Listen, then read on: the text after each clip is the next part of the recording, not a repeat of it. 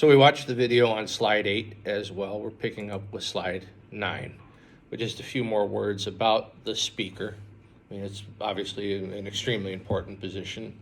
The video was right in that it rivals the presidency in many ways. The speaker in our country, it's a bit unusual in that it is a partisan position. In the United Kingdom, the speaker is expected to resign his party upon ascending to the speakership, and not become a member of his party again. Or, well, there's only been one female speaker in the United Kingdom ever. He's expected to remain a nonpartisan figure for the rest of his life.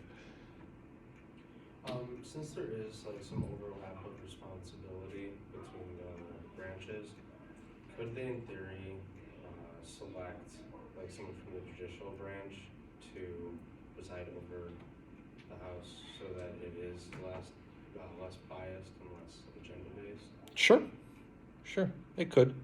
You saw there was, she wouldn't have gotten it, but Stacey Abrams did receive a vote. Yeah. Stacey Abrams ran for governor of Georgia.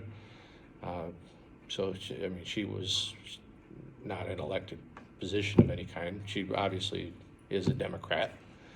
But there's no rule that says they can't elect John Roberts as Speaker. Now, John Roberts would have to resign as Chief Justice because you can't work for two branches of the federal government at the same time. But yeah, that could happen in theory. Would it happen? No.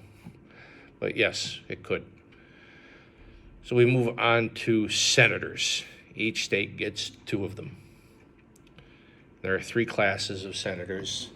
Classes don't mean anything. It's not, there isn't a more powerful senator in class 1, or anything like that. It's just when they're up for election. So a certain class will be, a third of the Senate will be up for election this coming year, a third in 24, a third in 26. And that's just really to make sure, we have some people in there who know what's going on. Do we need to know like that? Like that 1/3, 2, like the 3 classes? It's been a question on tests in the past. It's not been a question on every test, Jill, but it has been something I've used as a question in the past. So. And that's the 442, 424, 244, and the years. 224, 424. 442, 424, and 244. The years that they're up for election. No, you're thinking of Illinois' legislature. I think you're mixing this up with our state and local. Yeah, our state and local class. These senators get a 6-year term. Okay. Yeah. So then, okay. Yeah. Then every 2 years There's another intake of yeah. senators. Ideally, usually it's just the same bunch that gets reelected. Okay. That's why I was asking. Yeah. Go ahead. So each senator is elected for 6 years. That is the term of a senator, 6 years. But it goes by each 2 years because it's like classes of senators. Like one gets. That has nothing to do with their term. Once they get elected, they're there for 6 years. Yeah. But I'm just saying a term of a third of the Senate is up for re-election every 2 years. That's all I'm saying. A senator gets 6 years, period. End of statement there. And then after that 6 years, then they'll be within that. They'll be up for re-election. The third too. They'll be in the third of the Senate that's up for re-election. Yeah. Okay. I got confused. No, good. I'm glad you're asking questions because I want to clear up that confusion. Yeah. So if there's a vacancy, the governor can fill the seat for the remainder of the term. The governor would really just say, Cadence, my man, how would you like to be a senator? Cadence says, yes, all right, you're filling Dick Durbin's seat. Because he decided he was finally going to retire. No, he hasn't, but this was a hypothetical. So senators, you notice the age requirement's a little higher. They have to be at least 30 years old. They have to be a resident of the United States for at least 9 years, and an inhabitant of that state for which he shall be chosen. So the senator has to live in our case, Illinois. Can't be a carpetbagger. Moved here from Tennessee, lived here for 30 days. They have to have lived here for a little bit. Why do the states decide even though it's a federal issue? You know what I'm saying? Like, I understand No. the states deciding how long somebody is an inhabitant of their state for their own state elections, you know what I mean? Mhm. Their own state positions. Yeah. But if it's a US federal position, why is it not uniform when the other, you know, the 30 years old and the resident of the US for 9 years are uniform? Why would the inhabitant of, you know what I mean? Yes, this is a throwback to the old days.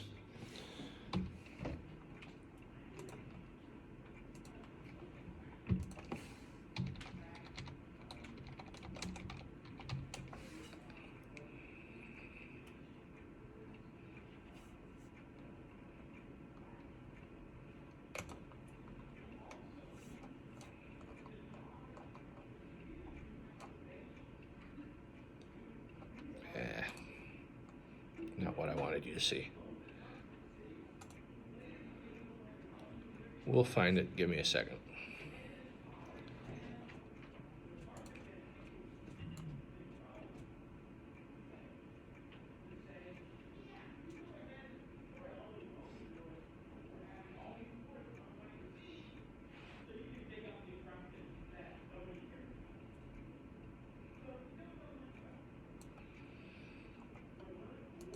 To this, before this passed, the 17th Amendment, which mandated that the people chose the senators. So before the passage of this, the government was really laid out in such a way that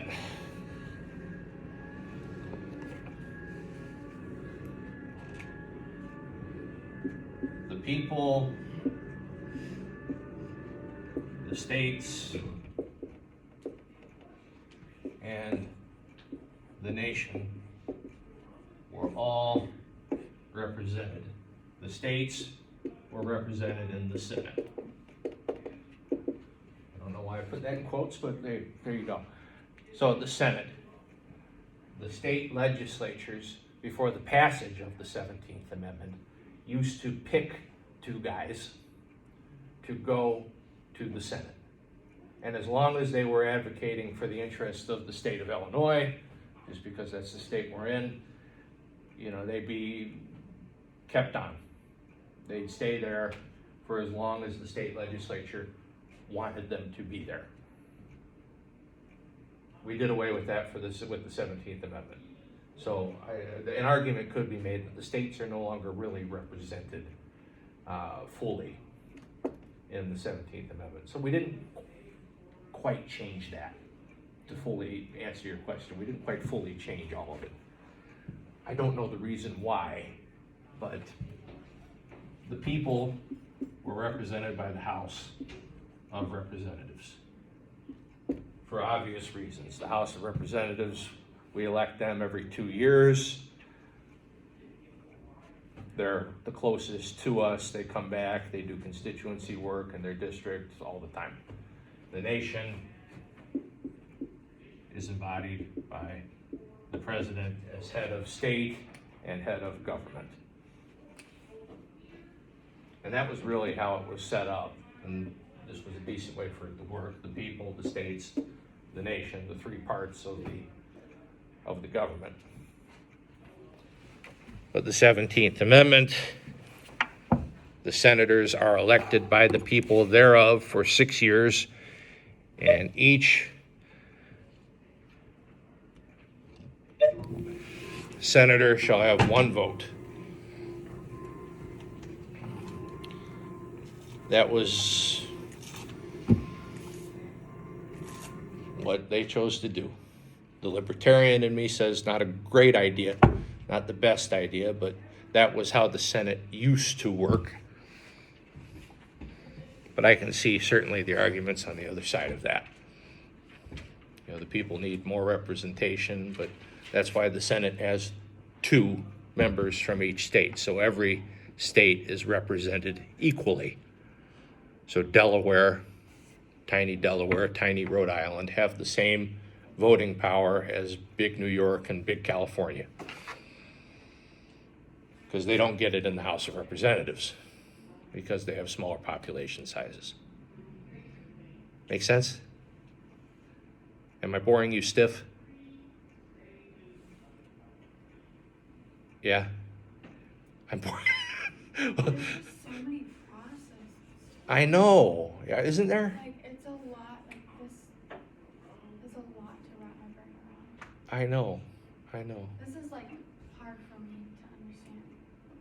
Well, Like just government in general, like there's just so many parts and processes and amendments. There's just a lot. we haven't even gotten to the amendments yet. I know, that's what I'm saying. Well, ask some questions. I mean, I can't read your mind. I don't know what you're confused about unless you ask me, and that doesn't go for just Jill. That goes for all of you. Yeah, but I just feel like I'm dumb in the government. No, you're not. You're Because not. It just doesn't make, I don't know. It is complicated. It It is complicated. It's hard. You have to remember, you got a master's in this. Yeah. And we're Yeah. in our level class, we're not supposed to understand everything that you do, you know what I'm saying? Well, you're supposed to try to understand. You're not. But it's not gonna happen. I'm trying, but it's hard. Yeah. Well, I can tell you, I'm recording this. This will be up over the weekend. I mean, you can watch this back, and maybe that'll help clear it up a little bit. I have done it before. I haven't watched Well, that's good. Have you subscribed to my YouTube channel? it. Should I? Yeah, I think you should. I want one of those plaques. All right. Yes. It's kind of off topic, but do you know why, like even on local or state level, why they don't follow like parliamentary procedure? Because like I know they have a parliamentarian, but I at least watched at state level like the chaos that just ensues of like because I was in FFA, so I know like parliamentary law to the strictest extent because that is how I did a contest, and so we had to do everything perfectly. And then I went to go like to the Capitol building in Illinois, and it's just chaos. Are you talking Robert's rules? Yes, Robert's rules. I'm you know, let's look it up, because I'm not necessarily sure that the Illinois State Legislature uses Robert's rules as its It's just how text. Like, it was like ingrained in my brain of like it's a proper way to run like a business meeting or a meeting in general, and so I'm just like, why do they not do that? I feel like it's pretty self-explanatory. Yeah, no, it is. Just speak randomly, like they're all just walking around, and I'm like, what are you doing? Well, House Rule 99 of the Illinois General Assembly says parliamentary authority, the rules of parliamentary practice appearing in the latest edition of Robert's Rules of Order govern the House in all cases to which they apply so long as they are not inconsistent with these rules. So what you might have seen was debate on a bill maybe where they had taken a vote to not follow the rules. Because they can vote to suspend the rules whenever they want to. Yeah. And so also in the Congress of the United States. So that's my best explanation. You might have seen a bill being debated where they Maybe, just, like 5 or 6 times, and it has been chaos every single time I've been there. What do those rules do? What are Robert's rules? So like Robert's rules, it's like certain motions and like the rules of that. So like a main motion, you know, passes majority vote. Like you can get debate, you can, it can be reconsidered, but like there's certain motions that can't be reconsidered or that require 2/3 vote. And or don't need a second, like there's question of privilege, which doesn't need a second, or you don't need recognition from the chair for that. Mhm. And like in-house, like in Illinois, they have to give recognition, Yeah, so, and like strict parliament procedure. yeah, yeah. There's like a. There's a whole general- book Yeah, on how to do this, yeah. that I had to memorize, Yep. so. Many bodies do follow Robert's rules. There are some other texts too, but yeah, Robert's rules is the most common. Did somebody just like create and be like, this is a good idea, let's do this? It's Yeah, just Robert. military. Well, Saw like all the dysfunction of the meetings, and he was like, I'm gonna write this book. Yeah, yeah. I know, just the Libertarian National Committee uses Robert's Rules of Order, nominally. cool. Another explanation, it just might be simply that they're politicians and ego gets in the way. Yeah. I figured that much. Yeah, yeah. They like to hear the sounds of their own voices. But yeah, there can be motions made, and you know this, to suspend the rules Yeah. for a certain discussion. So I don't know if that's what you've seen or what debates you were watching, but yeah, that's the best explanation I can offer you. All right. The vice president will be president of the Senate. And this is meant less and less. It's okay, Jill. It's okay. I'm praying. It's okay. Hang in there.